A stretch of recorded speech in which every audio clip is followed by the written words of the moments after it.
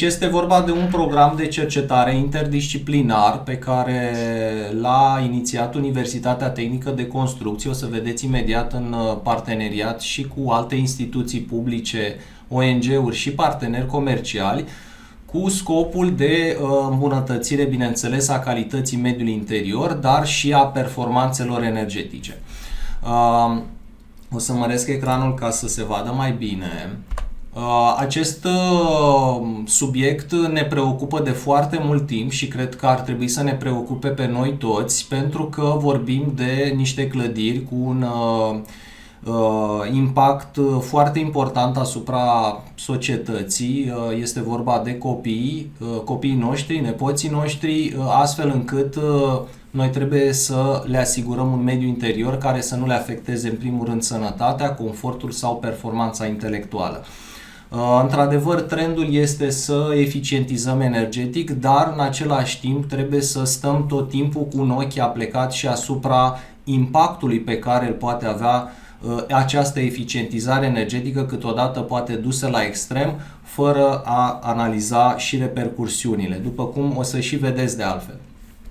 Deci acest program foarte unic de altfel la nivel național și noi sperăm să fie unic și la nivel internațional, pentru că dorim să-l promovăm inclusiv pe canalele internaționale, pe website-ul healthyschools.eu.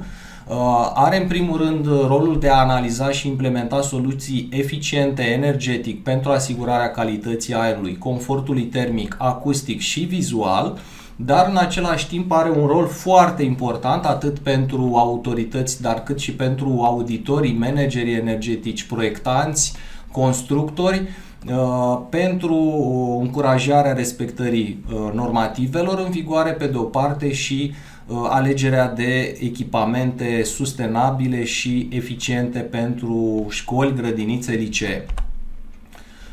Problematica, bineînțeles, este cea pe care o cunoașteți de altfel, cu care ne-am și confruntat în ultimii 2 ani din punct de vedere pandemic și încă ne mai confruntăm, cine știe cât. Calitatea aerului reprezintă un cumul de poluanți, vorbim de praf, vorbim de compuși organici volatili, lacuri mobilă, formaldehide, benzen, radonul, care este un gaz incolor, inodor, cancerigen cu efecte foarte grave asupra sănătății, în special asupra plămânilor în dezvoltare, cum sunt plămânii copiilor, dioxidul de carbon, care, deși el în sine nu este neapărat un poluant periculos, totuși s-a observat că generează o stare de somnolență a copiilor și rezultatele, performanțele intelectuale iarăși pot fi sever afectate. El este un foarte bun indicator al calității aerului, fiind și la un cost redus din punct de vedere al determinării. Umiditatea, bineînțeles, toți acești poluanți pot să fie în afara limitelor admisibile și pot să afecteze sănătatea copiilor.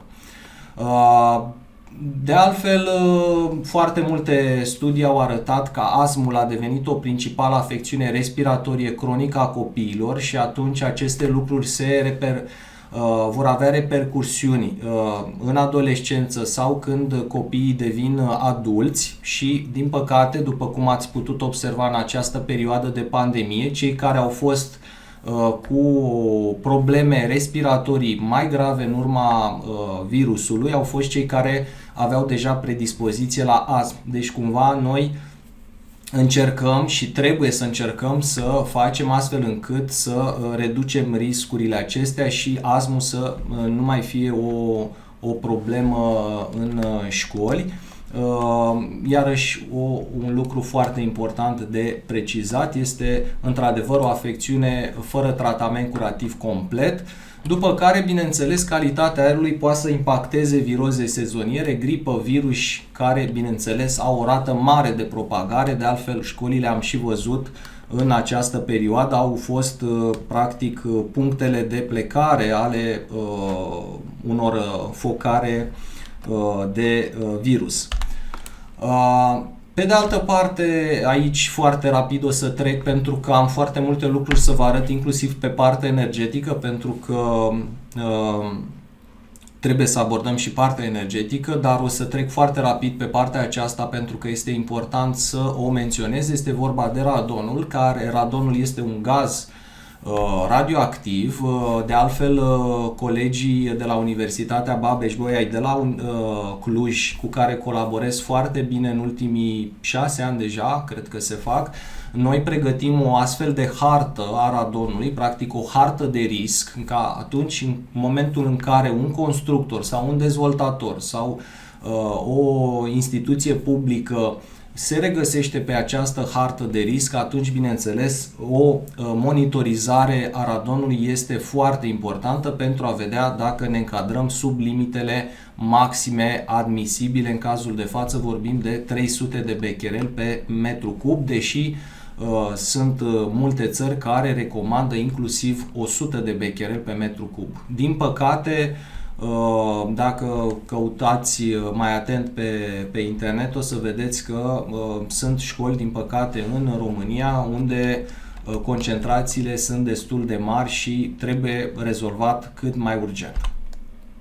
Pe de altă parte, de ce acest proiect? De ce încercăm și să facem această promovare pe toate căile, inclusiv prin acest, să spunem, seminar de 2 ore în care încerc să vă prezint această problematică și soluțiile pe care noi o să le implementăm, este că în momentul de față, deschiderea ferestrelor nu reprezintă o soluție. Aici observăm un grafic foarte interesant realizat cu un program de simulare numerică în care vedem pe axa Y dioxidul de carbon, cum crește în momentul în care încep să vină elevii și, bineînțeles, ajunge la cote foarte mari, chiar de 3-4 ori peste limita maximă admisibilă dacă nu deschidem ferestrele, iar dacă deschidem ferestrele în cele 10 minute, așa cum spune protocolul de utilizare a unei săli de curs, observăm aceste scăderi ca un mic fierăstrău, dar în același timp concentrația totuși reușește să se ridice. Deci deschiderea, ventilarea naturală necontrolată nu reprezintă o soluție, ba mai mult, nu doar că nu reprezintă o soluție decât punctuală, să spunem, aduce niște costuri energetice uriașe pentru clădirea respectivă, pentru că vorbim de debite de aer foarte mari într-un timp scurt și, prin urmare, sistemul de încălzire nu poate să facă față sau, dacă face față, temperatura coboară destul de mult. Pe de altă parte, calitatea aerului este un aspect, dar în același timp mai sunt și alte aspecte foarte importante, bineînțeles și cu repercursiuni energetice. Este vorba de confortul termic care trebuie asigurat în săli. Temperatura nu trebuie să fie mai mică de 19,5 grade Celsius sau supraîncălzirile de pe timpul verii, pentru că în general școlile sunt orientate est, deci avem o puternică radiație solară în primele ore ale dimineții și, din păcate, de-a lungul experienței pe care am avut-o cu tot felul de măsurări prin școli și licee, am constatat, spre supărarea mea cumva, faptul că aproape niciodată nu se respectă această temperatură de confort. Vorbim de perioadele de luna mai și jumătatea lunii iunie, atunci când, bineînțeles, școala este încă în funcționare. Confortul acustic, pentru că deși ne-am tot concentrat în ultimii ani pe partea aceasta de calitate a aerului și confort termic, bineînțeles foarte importante amândouă, și confortul acustic, iată că este un aspect care face parte din calitatea mediului interior și care poate afecta auzul și performanțele copiilor. De altfel, este dovedit științific că reverberația sau ecoul sălilor poate perturba procesul educațional și poate reduce performanțele intelectuale. Din păcate, iarăși o spun cumva cu regret, că nu doar calitatea aerului în România, în școlile din România este o problemă generală, dar și anumite săli de curs, în special vorbim de sălile cu volume mari sau sălile în care avem foarte multe materiale care reflectă undele sonore, de tip laborator de chimie, laborator de biologie, laboratoare mari, unde într-adevăr avem timp de reverberație sau ecou de peste 1,5 secunde, practic dublu decât valorile normate. Prin urmare, inteligibilitatea, care chiar așa se și numește în literatura de specialitate, când vorbim de procesul educațional, poate fi grav afectată și atunci, bineînțeles, informațiile ajung mult mai greu la copii. Confortul vizual, iată că și confortul vizual reprezintă un aspect foarte important. Este, într-adevăr, trebuie să fim foarte atenți să nu avem prea puțină lumină, în primul rând. Prea multă lumină poate să provoace disconfort vizual, în special atunci când avem radiația solară directă, acel fenomen de glare. Și, bineînțeles, trebuie să fim foarte atenți la consumurile energetice, pentru că cumva în cadrul unei clădiri de tip o clădire educațională, consumurile electrice sunt preponderent alocate către iluminat, bineînțeles în paralel, acum așa ca o mică paranteză, pentru că în ultimii ani am tot vizitat diferite școli, vă pot confirma faptul că și videoproiectoarele au devenit o metodă foarte uzuală a utilizării unei săli de curs și vorbim de consumuri de 100-150 de W numai pe parte electrică, videoproiector plus calculator și în anumite situații chiar și table inteligente.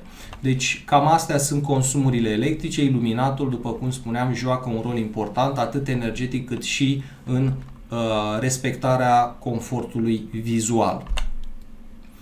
Care sunt soluțiile? În primul rând trebuie menționat și mi-aș dori să rețineți despre acest sindrom. Este vorba de sindromul clădirii bolnave, Sick Building Syndrome, care este recunoscut de Organizația Mondială a Sănătății ca fiind un grup de simptome asociate cu calitatea precară a parametrilor de confort. Aici vorbim umiditate prea scăzută sau prea ridicată, începem să avem probleme, gâtul uscat, oboseala ochilor, oboseală generală, performanțe reduse. Practic, noi trebuie să fim foarte atenți astfel încât să nu avem acest sindrom de clădire bolnavă, în special cu precădere la clădirile educaționale, unde copiii sunt în continuă creștere și mediul în care învață este extrem de important. În partea dreaptă aveți un sistem de ventilare descentralizat, este vorba de o unitate care aduce aer proaspăt în încăperea respectivă. În general, sălile de curs au nevoie de până la 1000 de metri cubi pe oră, la o medie de 25-36 de metri cubi pe oră și copil. Dacă ne raportăm la normativul I5, IDA 1, calitatea aerului 1, acestea ar fi debitele. Ventilarea centralizată, cea pe care noi, bineînțeles, iarăși o promovăm pentru construcțiile noi și cred că este foarte important, dacă aveți aceste posibilități, să cumva să mai departe să promovați această idee, pentru că nu este neapărat o idee, ar trebui să fie o obligație, așa cum apare și în normativ, respectarea normativului, respectarea unor debite de aer minimale, în special la construcțiile noi, unde într-adevăr din faza de proiect se poate pregăti o astfel de instalație pentru asigurarea aerului proaspăt. Să verific dacă mai este cineva în așteptare.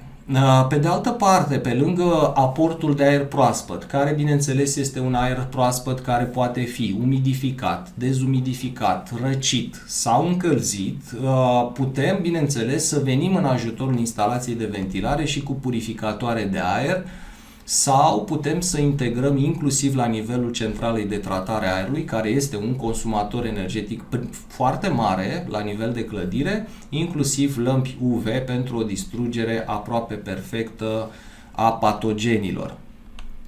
De altfel, ați și putut observa că în această perioadă s-a mai făcut apel la aceste lămpi UV, numai că utilizarea lor nu a fost cea corectă și atunci ele nu au mai fost implementate. O să vedem și cum ar trebui implementate ele.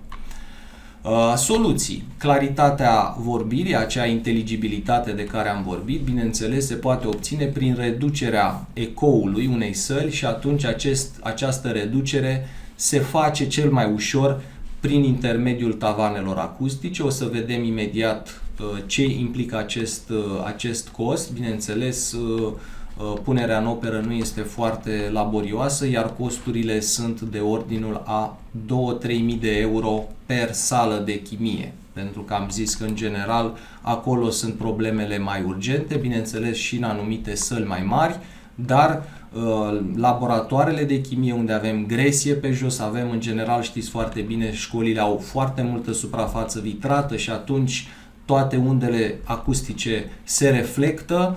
Acolo, într-adevăr, problemele pot fi cele mai mari. Mergând mai departe, ajungem la importanța iluminatului artificial, lucru pe care cu siguranță îl cunoașteți, o clasă prost luminată, și o să vedem imediat, o să vă arăt și niște măsurători realizate în școala pilot, pentru că proiectul Școli Sănătoase presupune mai multe etape și o să vi le spun imediat. O școală în care iluminatul nu este corespunzător și după renovarea respectivă, practic vorbim de timp de recuperare a investiției, bineînțeles în funcție de numărul de ore de utilizare. Contează foarte mult dacă este grădiniță și au 4-5 ore dimineața sau dacă este un liceu cu program lung, unde, bineînțeles, consumul electric pentru iluminat poate să fie inclusiv până la ora 8, în cazul universităților chiar ora 9. Am avut ore chiar săptămâna trecută până la ora 9. Iată că timpul de recuperare poate să fie variabil în funcție de numărul de ore de funcționare, evident. Avem o experiență foarte bună cu genul acesta de proiecte de renovare, atât din punct de vedere al calității mediului, dar și din punct de vedere energetic, prin programul Mihai Viteazul. Vă și invit cu această ocazie să vizitați, când vă permite timpul, pagina de Facebook Aer Curat Școli. Aveți linkul în partea aceasta, unde am reușit, cu ajutorul partenerilor, practic fără nicio fel de finanțare publică, nici din partea primăriei, nici din partea ministerelor, am reușit, cu ajutorul colegilor parteneri din acest proiect, să schimbăm radical o sală, ducând-o practic la nivel de sală la standard A+. Vorbim de plafoane și panouri acustice montate pe lateralele sălii, vorbim de iluminat LED, vorbim de sistem de ventilare cu recuperare de căldură montat în spatele sălii și care a venit exact la momentul potrivit în perioada de început a pandemiei, atunci când erau examenele de bacalaureat și atunci elevii s-au simțit mult mai în siguranță știind că aducem aer proaspăt în sală, aer filtrat, fără recirculare, da? Deci fără recirculare, vorbim 100% de aer proaspăt. A fost o sală pilot care a avut un mare succes mediatic pe marile posturi TV, de la Antena 1, ProTV, Digi și recent, anul trecut, Metropola TV. De altfel, și pe pagina școlisănătoase.ro puteți să regăsiți acest video filmat de Metropola TV. Dacă avem timp, o să și-l rulăm. Încurajați de acest proiect, proiectul Mihai Viteazu, care s-a finalizat acum câțiva ani în cadrul unei teze de doctorat realizată de doctor inginer Andrei Statec, dacă nu mă înșel, cu care v-ați și cunoscut ieri. Astăzi suntem într-un alt proiect mai ambițios. O să vedeți că vrem să facem mult mai multe lucruri, vrem să ne ducem să facem o școală sănătoasă, o școală sigură, o școală eficientă, energetică, astfel încât să fie folosită ca referință, ca un bun exemplu de cum ar trebui făcute lucrurile În special vorbim de școli existente, pentru că aici este marea dificultate. La școlile noi, bineînțeles, lucrurile sunt mult mai simple. Proiectul este menționat aici ca fiind pe o perioadă de 2 ani, dar cel mai probabil un singur an va fi suficient, pentru că echipa, o să vedeți, este foarte activă, foarte doritoare să muncească și să vină cu informații noi pentru noi toți. Prima etapă a început deja, vorbim de partea de instalare de senzor. Practic, prima etapă, ianuarie, a fost contactul cu școala și cu personalul respectiv, instalarea senzorilor. O să vedem imediat ce fel de senzori am pus, măsurările care sunt în derulare în momentul de față, o să vă și arăt ultimele date măsurate în această școală pilot, după care în luna iunie, împreună cu partenerii, dar și cu primăria care este cumva parteneră în cadrul acestui proiect, vom renova sălile, iar ulterior, bineînțeles, ca să vedem rezultatele finale, vom relua campania de măsurări, astfel încât să vedem before și after, înainte și după. Este un proiect multidisciplinar format dintr-o echipă de experți, atât ingineri de instalații, construcții, arhitecți, antropologi, cercetători, chimiști, medici, și se conturează ca fiind un proiect unic nu doar în România, ci și la nivel mondial, prin soluțiile inovative pe care le va aplica în cadrul acestui proiect. Din punct de vedere al măsurărilor, echipa noastră stă foarte bine, pe de o parte având deja foarte multe echipamente pe care le vom folosi. Vorbim de echipamente cu care putem să măsurăm parametrii calității aerului, vorbim de dioxid de carbon, monoxid, temperatură, umiditate, avem și stație completă de măsurare a confortului termic de la compania Testo. S-au realizat măsurări termografice, o să vă arăt foarte rapid primele rezultate. Avem niște echipamente iarăși de ultimă generație de măsurare a particulelor de praf, vorbim de particule foarte fine, de la 0,5 micrometri până la 2,5. Avem inclusiv sonometre și stații de măsură foarte performante, de altfel în echipă colegii de la Institutul de Cercetare INCERC, Urban INCERC, ne-au ajutat pe partea aceasta. Iarăși senzori foarte mulți am primit și din partea partenerilor. Pe de o parte vorbim de URAD Monitor, de colegul Radu Motișan, căruia îl salut pe această cale și mulțumesc că ne-a trimis 12 detectori, practic, cu care am putut să punem în mai multe săli. Vorbim de sistemul de echipament inteligent ICA, inclusiv măsurări de radon, care va fi instalat cât de curând, imediat după ce va fi etalonat, pentru că a fost deja utilizat într-un alt proiect și va fi reetalonat.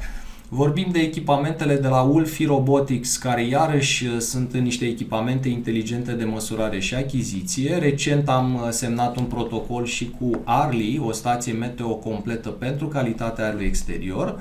De asemenea, Daikin a venit în sprijinul nostru și o să vină atât pe parte de măsurări, deja au fost instalate echipamentele, și recent, astăzi, tocmai am primit e-mail, mai devreme cu o jumătate de oră, o companie foarte mare, internațională, Aranet se numește, care ne va trimite iarăși 10 detectori cu transmitere Wi-Fi din punct de vedere a calității aerului. Deci, practic, am împânzit într-o primă etapă școala de senzori, astfel încât să fim pregătiți pentru etapa de analiză a datelor și ulterior renovarea școlii. Renovarea care se va face cel mai probabil în etapa din luna iunie, cu centrale de tratare a aerului, pentru că vrem, și asta este ideea proiectului, să vedem cum putem să implementăm pe școlile existente sisteme de ventilare centralizate, În cazul de față vom aborda etajul 1 și 2 cu sistem centralizat și pe partea de parter vom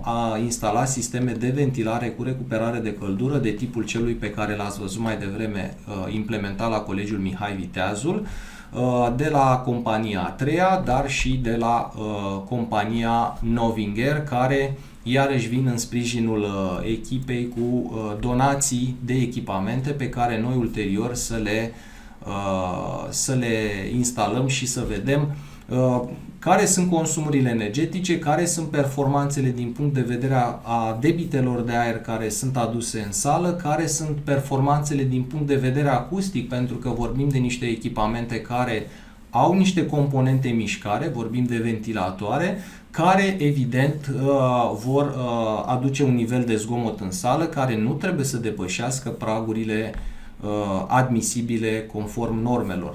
De exemplu, normativul C125 de protecție la zgomot. Cu ajutorul partenerilor Saint-Gobain Ecofon vom instala tavane acustice și, bineînțeles, aici, așa cum am spus, o să ne concentrăm pe laboratorul de chimie și de fizică.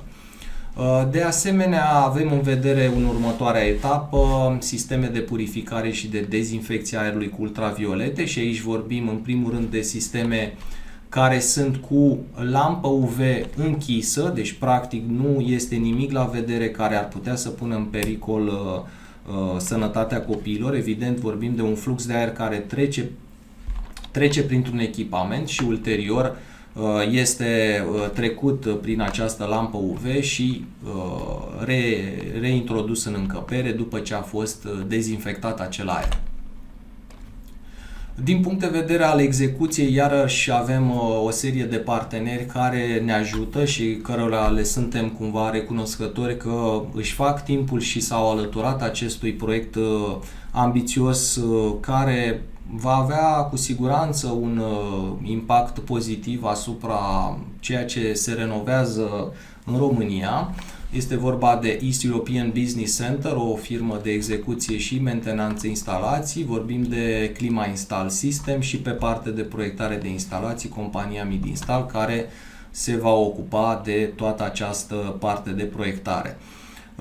Coordonatorul programului sunt eu, Tiberiu Catalina, dar bineînțeles nu aș putea să duc la final un astfel de proiect fără ajutorul colegilor mei. Vorbim aici de, în primul rând, de doamna profesor Iolanda Colda, cu o foarte mare experiență pe sistemele de ventilare, calitatea aerului, colegii mei care fiecare va interveni pe o bucată din proiect, de exemplu domnul Mihai Huș, care este un expert pe parte de iluminat interior, vorbim de colegii mei care sunt foarte buni și au experiență pe calitatea aerului, în special pe particule de praf.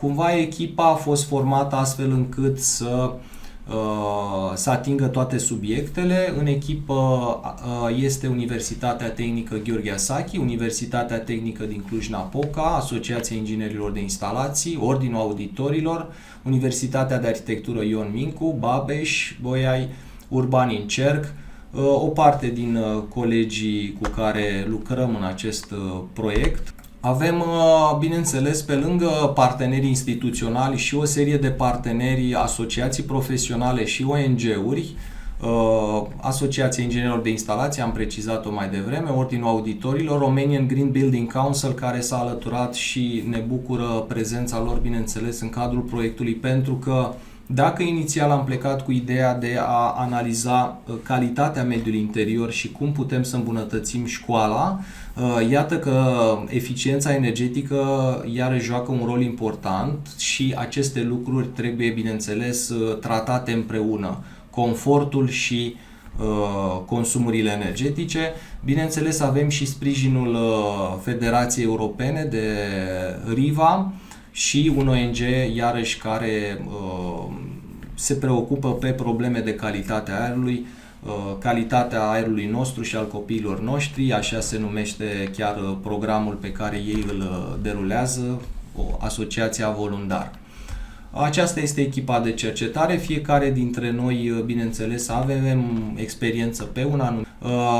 Noi suntem în continuare în căutare de colegi noi și prieteni ai acestui proiect. Bineînțeles, lista este deschisă și chiar ne-am dorit foarte mult să putem colabora inclusiv cu dumneavoastră dacă vă interesează acest proiect și credeți că putem să colaborăm pe o anumită bucată. Aici aveți adresa unde puteți să ne trimiteți un e-mail pe e-mail pe contact@școlsănătoase.ro sau pe adresa mea tiberiu.catalin@gmail.com. Partenerii comerciali, bineînțeles, și aceștia au un rol foarte important alături de noi, pentru că fără ei probabil proiectul ar fi rămas doar la nivel de idee, fără a fi neapărat fi pus în operă. Colegii de la URAD, de la Viessmann, de la Novinger, de la Lindab, firma de avocatură care ne ajută pe partea legală, partea de iluminat Light Smart. În continuare, așa cum spuneam, suntem deschiși la colaborări cu oricine ar fi interesat. Acum, revenind la ce avem de făcut. Noi deja am început și suntem în partea în care facem radiografia completă a școlii. Radiografia completă a școlii am început-o deja din luna februarie, mai exact 9 februarie, când s-au instalat primii senzori. De altfel, cumva, sprijinul mediatic este unul pozitiv și ne bucură să vedem că și canalele TV și posturile de radio sunt alături de noi și vor să ne susțină în acest demers. Vorbim de DigiWorld la emisiunea Digipedia, unde deja a existat un interviu cu domnul profesor Alexandru Mironov, un interviu de o oră. O să vă trimit eventual și prezentarea să puteți să urmăriți acest interviu. Radio France International în cadrul emisiunii Planeta Verde. Și, bineînțeles, în continuare, colegii din mass media sunt foarte interesați să vadă rezultatele după renovarea școlii, care este impactul în cele din urmă.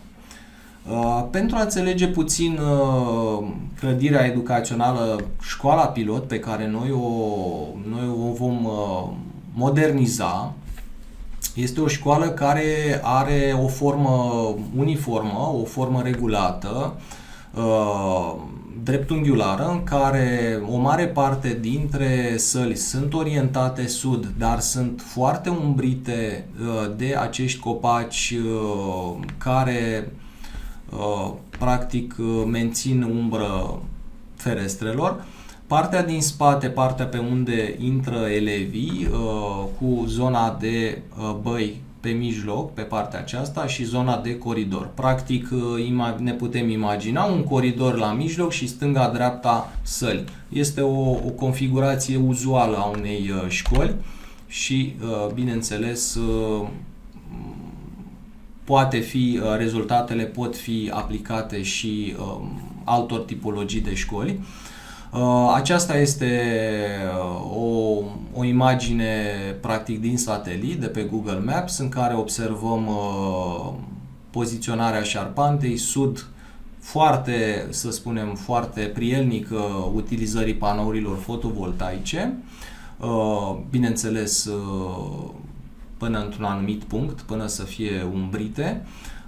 Pe de altă parte, sălile au fost renovate și arată, după cum vedeți, sunt foarte frumoase. În schimb, iluminatul a rămas iluminatul cu corpuri de lumină fluorescente, bineînțeles fără sistem de ventilare, iar parchetul între timp i s-a dus luciul și acum, în momentul de față, reține foarte mult praf, din păcate. Câteva poze cu echipamentul URAD Monitor, pentru că pe de o parte are rol educațional, științific, de informare, această școală pilot.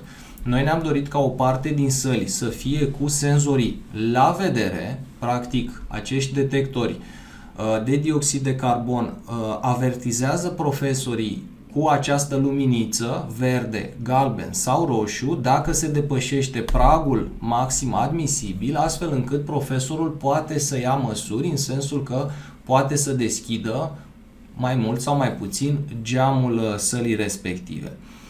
Următorul pas va fi ca noi să comparăm care este impactul, să spunem, asupra profesorilor dacă văd sau nu văd această detecție a depășirii pragului de dioxid de carbon. Pe de o parte, deci noi încercăm prin acest proiect să găsim și modalități prin care să facem cercetare care să fie ulterior publicată în reviste internaționale și practic să devină vizibilă atât și din punct de vedere științific, bineînțeles.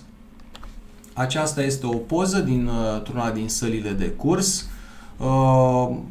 În continuare observăm încălzirea că este se face cu ajutorul radiatoarelor de tip oțel.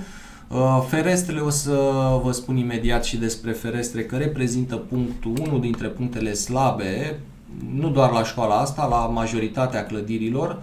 Ferestrele reprezintă punctele slabe, iluminatul de care am menționat mai devreme. Clădirea, așa cum am spus, are formă simetrică, are un subsol parțial, practic are un canal termic, 1,20 m, o să vă arăt și niște poze din acest spațiu foarte strâmt unde noi ne-am băgat ca să facem câteva poze cu camera de termoviziune la conductele de distribuție de apă de agent termic, dar și să monitorizăm radonul. Tâmplăria este de PVC cu geam termoizolant, a fost renovată termic în 2014 și aici e foarte important de reținut faptul că a fost reabilitată termic acum 8 ani, a fost izolată cu 10 cm de polistiren expandat, la vremea respectivă acesta era standardul, acum lucrurile se schimbă puțin, cred că sunteți la curent cu această îmbunătățire, să spunem, a pragurilor de izolare și, bineînțeles, a utilizării unor materiale ignifuge de tip vată bazaltică și, bineînțeles, o creștere și a grosimii de izolație. Clădirea, bineînțeles, cuprinde săli de clasă, 17 săli, mai exact, am reținut și vă pot spune, laboratoare de chimie, biologie. Nu s-au înlocuit corpurile de iluminat, nu s-au instalat surse de energie verde și nici tâmplăria nu a fost schimbată. Tâmplăria, aici o mică remarcă, aș vrea să spun că această tâmplărie este parțial degradată, a fost instalată în anul 2004. În acest moment, tâmplăria are 18 ani. Nu este chiar într-o stare foarte, foarte proastă, dar o să vedem că totuși lucrurile se pot schimba radical prin înlocuirea ei. Din punct de vedere al măsurărilor, măsurările au fost realizate, așa cum am spus, cel puțin acum datele sunt ultimele date pe care vi le pot arăta din ultima lună. În general, dioxidul de carbon este folosit ca o referință a calității aerului. Afară, în exterior, concentrația este mai mult sau mai puțin uniformă pe toată perioada zilei, 400 de părți pe milion și, în general, încercăm să menținem o calitate a aerului care să fie la o valoare 400 plus 400, deci undeva la 800, 1000 ar fi valoare maximă. Observăm că, practic, aproape peste 90% din perioada de ocupare, unde vedeți aceste scăderi bruște, sunt perioadele de noapte sau weekend. Da? Deci astea ne interesează mai puțin. Avem valori care au ajuns chiar și la 5000 de părți pe milion, practic vorbim de depășiri de 5-6 ori ale normei maxime admisibile pe acest poluant, pe dioxidul de carbon. Aici se vede mai bine, astăzi, 16/03/2022, valori record, valori de 6000 de părți pe milion, o valoare pe care speram să nu o văd vreodată într-o școală, pentru că de-a lungul timpului, în ultimii 10 ani, am măsurat calitatea aerului în foarte multe școli și din mediul rural și din mediul urban, dar genul acesta de valori atât de mari nu am reîntâlnit, lucru care ne arată că totuși sunt anumite săli în care tâmplăria este foarte etanșă, deci practic nu intră aproape deloc aer proaspăt, și, bineînțeles, concentrarea mare de elevi într-un spațiu relativ mic, vorbim de săli de 50 de metri pătrați, adică undeva la 165-170 de metri cubi ar avea volumul sălilor. Este dovedit științific că performanțele elevilor se reduc direct proporțional cu scăderea ratei de ventilare. De altfel, toate normele internaționale, inclusiv în perioada de pandemie și acum că încă nu s-a încheiat complet, recomandă cel puțin 3-4 schimburi de aer proaspăt pe oră, lucru care, bineînțeles, nu se întâmplă absolut deloc în momentul de față, în această școală și cu siguranță în majoritatea școlilor din România. Deci trebuie să facem ceva. Trebuie să facem ceva, acum este momentul, vin acești bani prin programele PNRR, prin programele de la Administrația Fondului de Mediu. Practic nu ar mai trebui să existe reabilitare energetică a unei școli sau grădinițe fără impunerea unui sistem de ventilare mecanică controlată, pentru că altfel riscăm să facem mai mult rău decât bine.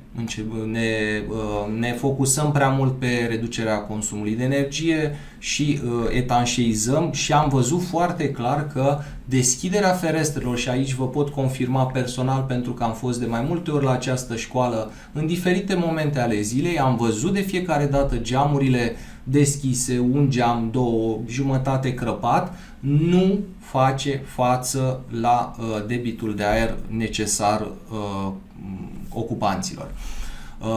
O altă problemă, cel puțin depistată la această școală, dependența de rețeaua de termoficare, rețea de termoficare de care știți foarte bine că s-a tot discutat inclusiv la televizor cum că ar fi cu mari probleme în București și iată că aceste lucruri le observăm pe acest grafic unde temperaturile interioare de confort, temperaturile de aer care ar trebui să fie 19,5, da? Ca să nu zic 20 de grade, ca să se simtă și copiii cumva mai în largul lor, iată că avem temperaturi de 16-17 grade, deci iarăși avem o problemă din punct de vedere al respectării confortului termic interior și se cumulează peste problemele deja foarte mari pe calitatea aerului. Alte rezultate, iarăși cumva impresionante în sens negativ, vorbim de compuși organici volatili. Aici rezultatele pe care le vedeți sunt din ultimele zile cu echipamentele de la compania Daikin, care pe lângă dioxidul de carbon permit și înregistrări de compuși organici volatili, dar și de particule de praf. În cazul de față vorbim de particulele de praf PM2.5 micrometri. Avem iarăși creșteri alarmante, creșteri care pot duce la apariția astmului și pot să creeze probleme de sănătate. Din literatură sunt estimate că pot varia între 13,5% și 87% în funcție de ceea ce se întâmplă, bineînțeles, în interior. Particule de praf, aici avem un echipament de la Urad Monitor, iarăși unitatea de măsură microgram pe metru cub, valori, aici vorbim de particule fine, care particule fine pot să fie chiar și mai periculoase decât particulele medii, pentru că particulele fine au această, să spunem, particularitate datorită, să spunem, dimensiunilor foarte mici, să treacă din plămân chiar în fluxul sanguin și atunci aceste probleme pot fi chiar mult mai grave. Deci parchetul de care am menționat mai devreme, nemai fiind lăcuit de-a lungul timpului, a tot fost spălat zi de zi de echipa de curățenie.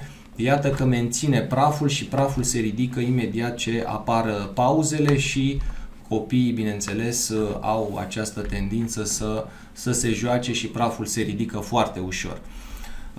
Prima campanie, de fapt aceasta este a doua campanie, după campania de măsurări cu echipamente Wi-Fi, împreună cu colegii mei de la Institutul de Cercetare Urban Incerc, am fost dimineața, la 6 dimineața, ca să facem o campanie de măsurări cu camera de termoviziune, o cameră de termoviziune foarte performantă, de altfel, care ne-a permis o analiză. Ce vedeți acum sunt câteva imagini așa încropite, pentru că încă pregătim, încă lucrăm la raportul final.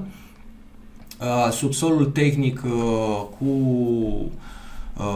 colegii mei, unde vă spuneam, în acest canal termic, unde ne-am strecurat să putem să vedem ce se întâmplă cu distribuția și cu toată partea de distribuție de agent termic. Aici avem o poză cu Răzvan Culea. Răzvan este un inginer care în prezent și-a început doctoratul alături de mine, având ca subiect școlile NZEP. Aici avem un echipament care măsoară parametrii exteriori, tot de la compania Urad, dacă nu mă înșel, măsoară temperatură, umiditate și particule de praf. Aici lucrurile stau nu foarte bine, bineînțeles tâmplăria, după cum se poate observa, ne dor și ochii de la contrastul acesta de culori.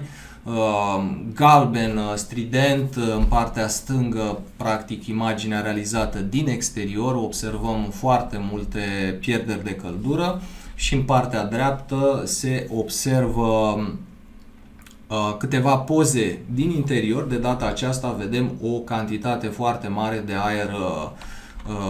de aer exterior care intră și aparent, după cum ați putut observa, chiar dacă intră aceste infiltrații, iată că totuși nu reușesc să reducă concentrația de dioxid de carbon, și vorbim din punct de vedere energetic că este un aer care vine din exterior și trebuie încălzit de la 0 grade sau câte grade sunt afară la 20 de grade, deci vorbim de o creștere energetică extrem de mare. Aici iarăși o altă poză. Pozele pe care le vedeți sunt realizate cu camera de termoviziune în același moment în care s-au făcut testele de tip blower door. Am făcut test de permeabilitate la aer, tot alături de colegii de la Urban Incerc, alături de domnul doctor inginer Horia Petran, cu care colaborăm, iată, foarte bine. Rata de infiltrație, evident, este una foarte mare. Noi am propus, și o să vedeți imediat și lista de investiții pe care am propus-o să o realizăm în luna iunie, alături de parteneri și de primărie. Recomandarea ar fi, bineînțeles, schimbarea tâmplăriei. O să facem și un calcul energetic mai precis ca să vedem exact în câți ani se va amortiza investiția. 2 secunde să mai dau accesul. Așa, ok. Aici o poză cu sistemul de tip blower door, un sistem Retrotec. Dacă nu mă înșel, debitul maxim pe care îl poate acoperi este de 10.000 de metri cubi pe oră, deci arhi suficient pentru a duce această clădire la o diferență de 50 de pascali. Bineînțeles, s-a făcut și curba de presiune și am putut să identificăm foarte ușor, bineînțeles, folosind sistemul de tip blower door, dar și camera de termoviziune, unde sunt infiltrațiile. Din punct de vedere energetic, este clar că școlile sunt mari consumatoare de energie. Vorbim de mii de școli în România. Nu cred că există vreo localitate care să nu aibă măcar o școală sau o grădiniță. Alături de primării, dispensare, cămine culturale reprezintă un patrimoniu important unde reducerile energetice pot să fie majore dacă suntem atenți și implementăm soluțiile corecte, dar întotdeauna, așa cum ați văzut până acum, și o să vă mai arăt câteva rezultate, consumurile energetice trebuie să fie bine corelate cu impactul asupra confortul interior și al sănătății. Iluminarea medie măsurată în sălile de clasă a fost realizată cu un luxmetru etalonat de mare precizie alături de colegul meu Mihai Huș. S-au măsurat sălile de clasă, s-au măsurat laboratoarele, coridoarele și iată că valorile pe care aici le-am trecut cu roșu, vorbim de valori care sunt măsurate și care sunt sub valorile normate cu mult. Practic vorbim de 150 de lux față de minim 300 de lux cât se impune prin normativul NP062. Este dovedit iarăși științific pentru că trebuie tot timpul să stăm cu un ochi și pe ce se întâmplă în exterior. Elevii din sălile de clasă cu nivel mai bun al iluminatului natural au finalizat testele de matematică într-un timp cu 20% mai scurt, iar testele de citire cu 26% mai scurt. Deci, practic, iluminatul interior va avea repercursiuni foarte mari asupra performanțelor intelectuale. Am ajuns la partea de iluminat, da? Cred că aceasta era. Deci, așa cum am menționat mai devreme, din păcate, nu cred că este singura școală și cred că majoritatea școlilor din România au valori ale nivelului de iluminare sub minimul admisibil de 300 de lux. Bineînțeles, lucrurile acestea au fost foarte bine documentate de către echipa de cercetare. De altfel, pe de altă parte, și temperatura de culoare preponderentă a surselor de lumină a fost determinată, de fapt, din analiza care s-a realizat de 6500 de Kelvin, nerecomandată de norme pentru spații de învățământ. Și o chestiune foarte, cumva, aș zice, destul de gravă, mai ales noi ca auditori energetici sau manageri energetici, genul acesta de improvizații în care un tub fluorescent se arde, se strică și înlocuim cu un tub cu LED, face ca să existe această discrepanță la nivelul corpurilor de iluminat și practic să existe un mix de culoare galbenă cu culoare caldă, culoare rece, lucru total nerecomandat. Așa ca o mică paranteză, dar bineînțeles lucrurile, așa cum am spus mai devreme, pot să varieze în funcție de numărul de ore de funcționare. Iluminatul artificial poate fi responsabil de chiar până la jumătate din consumul total de energie electrică al unei școli. Până la urmă, consumurile unei școli le știm foarte bine, vorbim de videoproiectoare, vorbim de calculatoarele profesorilor, vorbim de laboratorul de informatică care poate este utilizat o zi sau 2 zile pe săptămână, vorbim de alți consumatori, poate, de exemplu, ar putea să fie sistemul de securitate cu camerele video, dar ăsta este adevărul, iluminatul artificial reprezintă un consum majoritar în orice clădire educațională. S-au măsurat, bineînțeles, în diferite puncte. Aici vedem măsurările realizate într-una dintre săli, inclusiv pe tablă. Pe tablă a descris o valoare medie de 87 de lux, care este o valoare foarte mică, o valoare medie în sală de 148 de lux, iarăși o valoare mult sub normă. Ce e de făcut? Păi, în primul rând, clar, trebuie să ne concentrăm și cred că este foarte important, dacă avem această, să spunem, această posibilitate, să informăm autoritățile, mai ales în calitate de manageri energetici, de o verificare a nivelului de iluminat, dacă se respectă normele sau nu. Dacă nu se respectă, evident, trebuie foarte rapid locuite aceste surse de iluminat. Aici avem o simulare realizată cu programul de simulare Dialux, cu practic înlocuirea surselor existente, cele 6 corpuri de iluminat, erau 2 surse de câte 58 de W fiecare, cu corpuri de iluminat de tip LED. și valoarea la care ajungem prin înlocuire este de 520 de lux. Deci nu numai că respectăm limita de confort vizual, ba chiar o depășim și după cum ați putut vedea și în filmulețul de mai devreme, în acel interviu de la Metropola TV, în sala unde s-a filmat erau foarte mulțumiți, deci feedback-ul ocupanților a fost unul clar, unul pozitiv.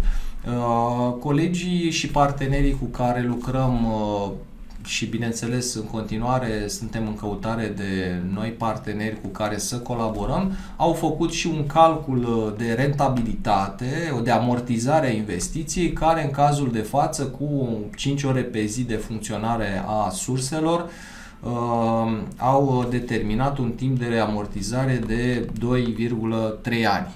Deci oricum că sunt 5 ore pe zi sau sunt 4 ore pe zi de funcționare, în afara faptului că economisim energie, impactul asupra confortului vizual este unul clar foarte mare. Din punct de vedere al acusticii interioare, pentru că de multe ori se neglijează acest aspect, ce vedeți acum în imagine sunt boxe omnidirecționale, sunt niște surse omnidirecționale, practic aceste surse sunt legate cu o stație de achiziție pe care o vedem aici pe acest birou, o vedem și în imaginea din dreapta, și microfoane cu care putem să înregistrăm practic scăderea ecoului. Practic, mai exact, aceste surse declanșează o sursă de zgomot, de obicei ajunge chiar la 100 de decibeli, după care se oprește brusc sursa respectivă și în câte secunde sau în câte milisecunde scade nivelul de zgomot până la nivelul de zgomotul de fond, practic zgomotul ambiental, se poate determina experimental timpul de reverberație. Ei bine, timpul de reverberație în cazul acestei școli nu a fost unul care să